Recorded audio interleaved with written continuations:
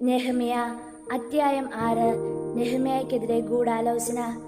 ഞാൻ കതക് കൊളുത്തിയില്ലെങ്കിലും മതിൽ പണിത് വിടവുകൾ അടച്ചു എന്ന് സൻബലാത്തും തോബിയായും അറബിയനായ ഗഷ്മും മറ്റു ശത്രുക്കളും അറിഞ്ഞു. സൻബലാത്തും ഗഷ്മും എനിക്ക് സന്ദേശം അയച്ചു, വരിക, ഓരോ സമതലത്തിൽ ഏതെങ്കിലും ഗ്രാമത്തിൽ വെച്ച് നമുക്കൊരു കൂടിക്കാഴ്ച നടത്താം. എന്നെ ഉപദ്രവിക്കുകയായിരുന്നു അവരുടെ ഉദ്ദേശം. ഞാൻ ദൂതന്മാരെ അയച്ച് അവരോട് പറഞ്ഞു, ഞാനൊരു വലിയ കാര്യം ചെയ്യുകയാണ്, എനിക്ക് വരിക സാധ്യമല്ല.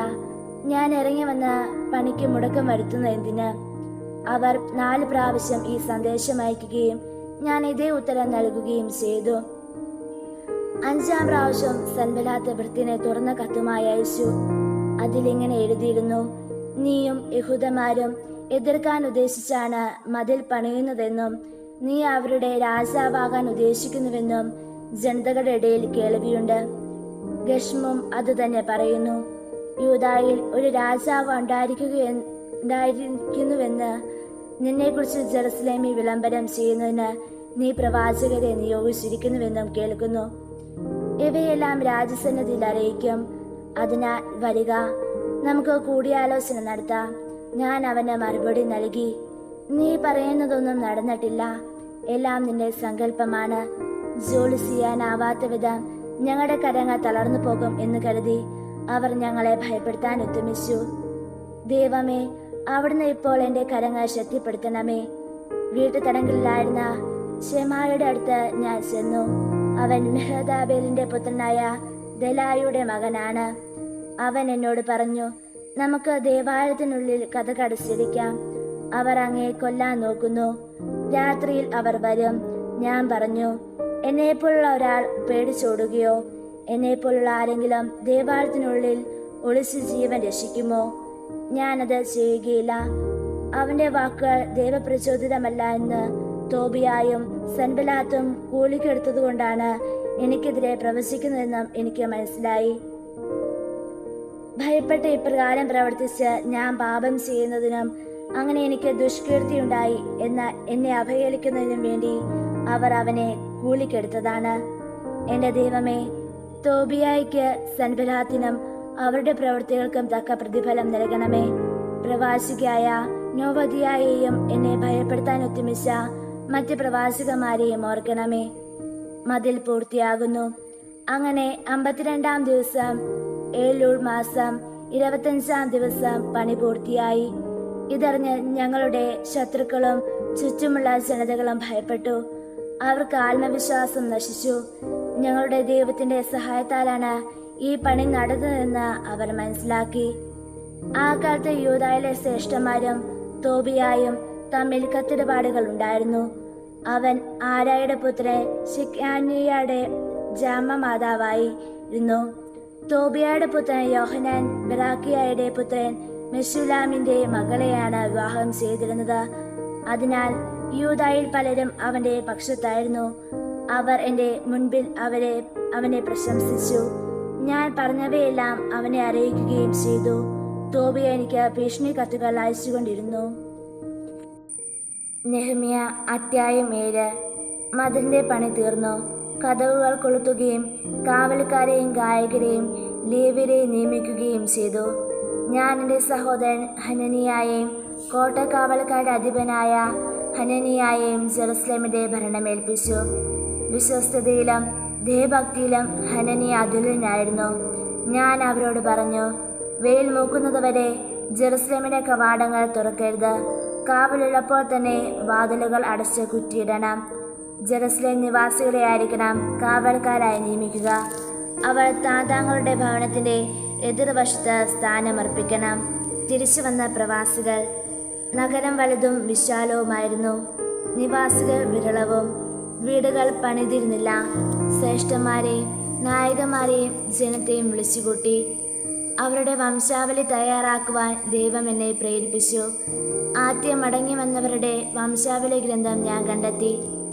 അതിൽ ഇപ്രകാരം എഴുതിയിരുന്നു, ബാബിലോൺ രാജാവായ നമുക്കുനേസർ പിടിച്ചുകൊണ്ടുപോയവരെ സ്വനഗരങ്ങളിൽ മടങ്ങിയെത്തിയവർ. അവർ ജെറുസലേമിലും യൂദായിലെ നഗരങ്ങളിലും മടങ്ങിയെത്തി. സെറുബ്ബാബേൽ, യെശുവ, നെഹമ്യ, അസീറിയ, റാമിയ, നെഹ്മാനി, മൊർദെഖായി, ബിൽശാൻ, മിസ്പേരത്ത്, ബിഗായി, നേഹു, ബാന എന്നിവരുടെ നേതൃത്വത്തിലാണ് അവർ വന്നത്. ഇസ്രായേൽ ജനത്തിന്റെ കണക്ക്.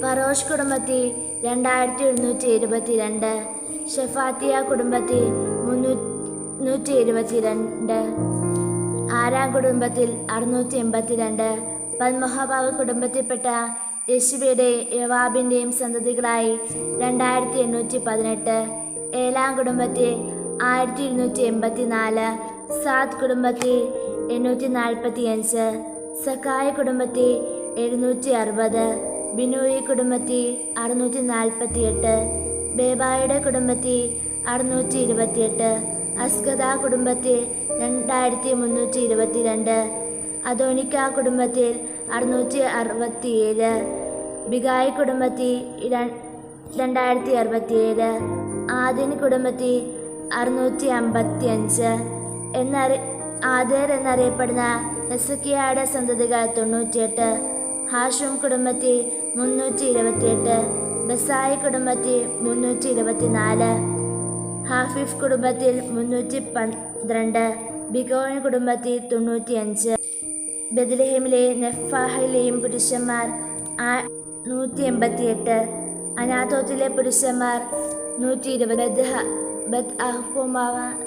ബെത്ത് പുരുഷന്മാർ 42, കിരിയാറിം, കെഫീറ, ബെറോത്ത് എന്നിവിടങ്ങളിലെ പുരുഷന്മാർ 743, റാമിലെയും ഗേബായിലെയും പുരുഷന്മാർ 621, മിഗ്മാസിലെ പുരുഷന്മാർ 122, ബഥേലിലെയും ആയിയിലെയും പുരുഷന്മാർ 123, മറ്റ് നെബോയിലെ പുരുഷന്മാർ 52, മറ്റ് ഏലാം കുടുംബത്തിൽ 1284, ഹാറിം കുടുംബത്തിൽ 320, ജെറിക്കോ കുടുംബത്തിൽ 345, ലോദ്, ഹദീദ്, ഓനോ എന്നിവരുടെ സന്തതികൾ 721, സേനാ കുടുംബത്തിൽ 3930.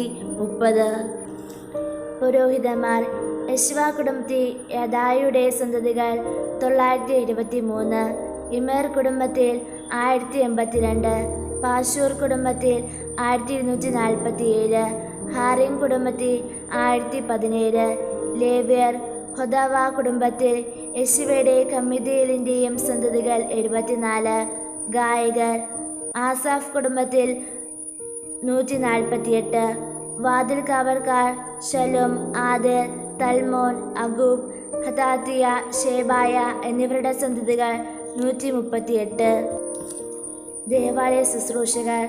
സീഹ, ഹസുഫ, തബോത്ത്, കേറോസ്, സിയ, പാദോൻ, ലാബാന, ഹാഗ്ബ, ഷൽമായി, ഹാന, ഗിദേൽ, ഹാഗ്, റയാറാസിൻ, നെഗോദ, യസ, ഉസ, പാസയ, ബേസായി, മെയൂനി, നെഫുഷെയ്സ്, ബെഗ്ബുക്, ഹഖ്വ, ഹർഹൂർ, ബാസിലേറ്റ്, മെഹ്ദ, ഹർഷ, ബർക്കോസ്, സിസറ, തേമ, നെസിയ, ഹക്കീഫ എന്നിവരുടെ സന്തതികൾ.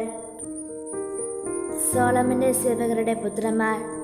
സോതായി, സെഫോറത്ത്, പിരീദ, യാല, ദാർക്കോൻ, ഗിദേൽ, ഷെഫാത്തിയ, ഹത്തിൽ, പെകരത്, ഹെസ്ബിയ, ആമോൻ എന്നിവരുടെ സന്തതികൾ.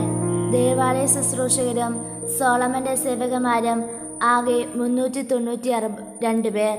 തെൽമേല, തെൽഷർഷ, കെരൂബ്, ആദോൻ, എമേർ എന്നിവിടങ്ങളിൽ നിന്ന് വന്നവരാണ് താഴെ പറയുന്നവർ. എന്നാൽ തങ്ങളുടെ കുടുംബമോ കുലമോ കൊണ്ട് തങ്ങൾ ഇസ്രായേലാണെന്ന് തെളിയിക്കാൻ അവർക്ക് സാധിച്ചില്ല. ദലാദിയ, തോബിയ, നെഗോദ എന്നിവരുടെ സന്തതികൾ 642.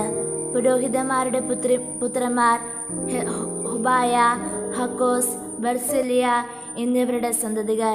ബർസിലിയ കുടുംബക്കാരുടെ പൂർവികൻ ഗിലാദുകാരൻ ബർസിലിയയുടെ പുത്രിയെ വിവാഹം ചെയ്തതിനാലാണ് അവർക്ക് ആ പേര് ലഭിച്ചത്.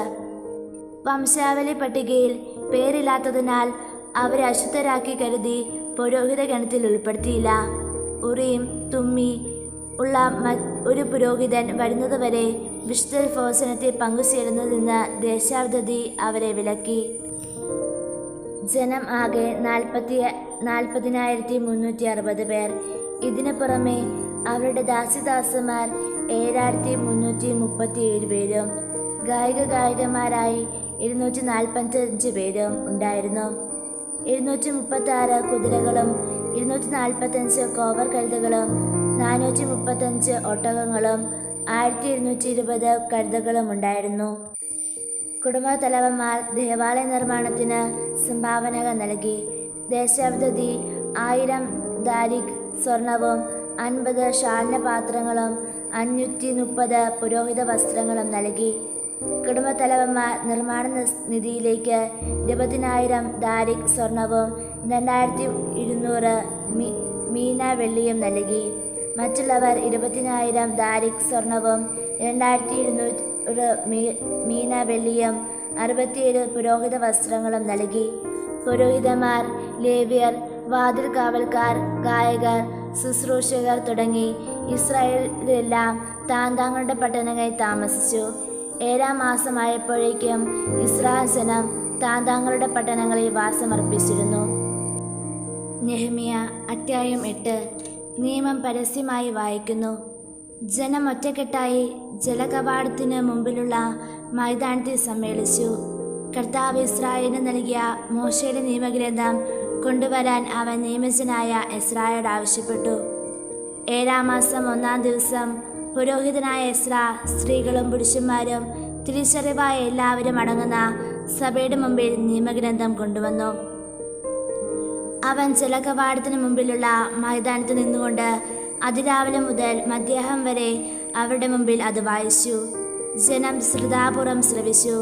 പ്രത്യേകം നിർമ്മിച്ച തടി കൊണ്ടുള്ള പീഠത്തിലാണ് എസ്ര നിന്നത്.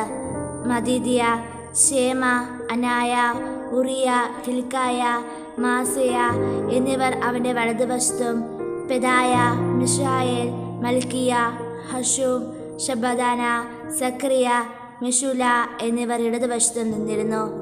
ഉയർന്ന പീഠത്തിൽ നിന്നുകൊണ്ട് എല്ലാവരും കാണുകെ അവൻ പുസ്തകം തുറന്നു. അവർ എഴുന്നേറ്റ് നിന്നു. എസ്ര അത്യുന്നത ദൈവമായ കർത്താവിനെ സ്തുതിച്ചു. ജനം കൈകൾ ഉയർത്തി ആമേൻ ആമേൻ എന്ന് ഉദ്ഘോഷിക്കുകയും സാഷ്ടാംഗം വീണ് കർത്താവിനെ ആരാധിക്കുകയും ചെയ്തു. യേശുവ, ബാനി, ഷെറാബിയ, യാമിൻ, അഗൂബ്, ഷബാത്തിയ, ഹോദിയ, മാസേ, കെലീത്ത, അസീറിയ, യോസ, ബാദ്, ഹനാന, പെലായ എന്നീ ലേവ്യർ സ്വസ്ഥാനങ്ങളിൽ നിന്നുകൊണ്ട് ജനത്തെ നിയമം മനസ്സിലാക്കാൻ സഹായിച്ചു. അവർ ദൈവത്തിന്റെ നിയമഗ്രന്ഥം വ്യക്തമായി വായിച്ചു. ജനങ്ങൾക്ക് മനസ്സിലാക്കത്തക്ക വിധം ആശയം വിശദീകരിച്ചു. നിയമം വായിച്ചു കേട്ട് ജനം കരഞ്ഞു. അപ്പോൾ ദേശാധിപതനായ നെഹെമ്യായും പുരോഹിതനും നിയമിതനായ എസ്രായും ജനത്തെ പഠിപ്പിച്ച ലേവ്യരും അവരോട് പറഞ്ഞു, നിങ്ങളുടെ ദൈവമായ കർത്താവിന് ഈ ദിവസം വിശുദ്ധമാണ്. അതിന് ദുഃഖിക്കുകയോ കരയുകയോ അരുത്. അനന്തരം അവൻ അവരോട് പറഞ്ഞു, നിങ്ങൾ പോയി വിഭവസമർത്ഥമായ ഭക്ഷണവും മധുരവീഞ്ഞും കഴിക്കുക. ആഹാരമില്ലാത്തവന് ഓഹരി കൊടുത്തയക്കുകയും ചെയ്യുക. ഈ ദിവസം കർത്താവിന് വിശുദ്ധമാണ്. നിങ്ങൾ വിൽപ്പിക്കരുത്. അവിടുത്തെ സന്തോഷമാണ് നിങ്ങളുടെ ബലം. നിശബ്ദരായിരിക്കുവിൻ. ഈ ദിവസം വിശുദ്ധമാണ്. വിലാപം അരുത് എന്ന് പറഞ്ഞ് ലേവ്യർ ജനത്തെ ശാന്തരാക്കി. കാര്യം ഗ്രഹിച്ച് എല്ലാവരും ഭക്ഷണപാനീയങ്ങൾ കഴിക്കാനും ഓഹരികൾ എത്തിച്ചു കൊടുക്കാനും ആഹ്ലാദിക്കാനും വേണ്ടി പിരിഞ്ഞുപോയി. പിറ്റേ ദിവസം കുടുംബത്തലവന്മാർ എല്ലാവരും നിയമം പഠിക്കാൻ വേണ്ടി ലേവ്യരോടും പുരോഹിതന്മാരോടുമൊപ്പം നിയമിതനായ ഇസ്രായേലിന്റെ അടുത്ത് ചെന്നു. 7-ാം മാസത്തിലെ ഉത്സവത്തിന് ഇസ്രായേൽ കൂടാരങ്ങളിൽ വസിക്കണമെന്നും കുന്നുകളിൽ ചെന്ന് ഒലിവ്, കാട്ടൊലിവ്, കുളുന്ത്, ഈന്തപ്പന എന്നിവയുടെ ശാഖകൾ കൊണ്ടുവന്ന് എഴുതപ്പെട്ടിരിക്കുന്നത് പോലെ കൂടാരങ്ങൾ നിർമ്മിക്കുക എന്ന് തങ്ങളുടെ പട്ടണങ്ങളിലും ജെറുസലേമിലും പ്രഘോഷിച്ച് അറിയിക്കണമെന്നും കർത്താവ് മോശെ വഴി നൽകിയ നിയമത്തിൽ എഴുതിയിരിക്കുന്നത് പോലെ അവർ കണ്ടു. അവർ ചെന്ന് അവ കൊണ്ടുവരികയും തങ്ങളുടെ മേൽപ്പുരയിലും മുറ്റത്തും ദേവാലയ അങ്കണത്തിലും ജലകവാടത്തിനും എഫ്രായിം കവാടത്തിനും സമീപമുള്ള മൈതാനങ്ങളിലും കൂടാരങ്ങൾ നിർമ്മിക്കുകയും ചെയ്തു. പ്രവാസത്തിൽ നിന്ന് മടങ്ങി വന്ന ജനം കൂടാരങ്ങൾ നിർമ്മിക്കുകയും അധിവസിക്കുകയും ചെയ്തു. അവർ വളരെ സന്തോഷിച്ചു. കാരണം നൂനിന്റെ പുത്രൻ ജോഷുവയുടെ കാലം മുതൽ അന്ന് വരെ ഇസ്രായേൽ ജനം ഇപ്രകാരം ചെയ്തിരുന്നില്ല. ഉത്സവത്തിൻ്റെ ആദ്യ ദിവസം മുതൽ അവസാന ദിവസം വരെ എന്നും അവൻ ദൈവത്തിൻ്റെ നിയമഗ്രന്ഥം വായിച്ചു കേൾപ്പിച്ചു. 7 ദിവസം അവർ തിരുനാൾ ആഘോഷിച്ചു. നിയമമനുസരിച്ച് 8-ാം ദിവസം ഒരു മഹാസമ്മേളനവും ഉണ്ടായിരുന്നു.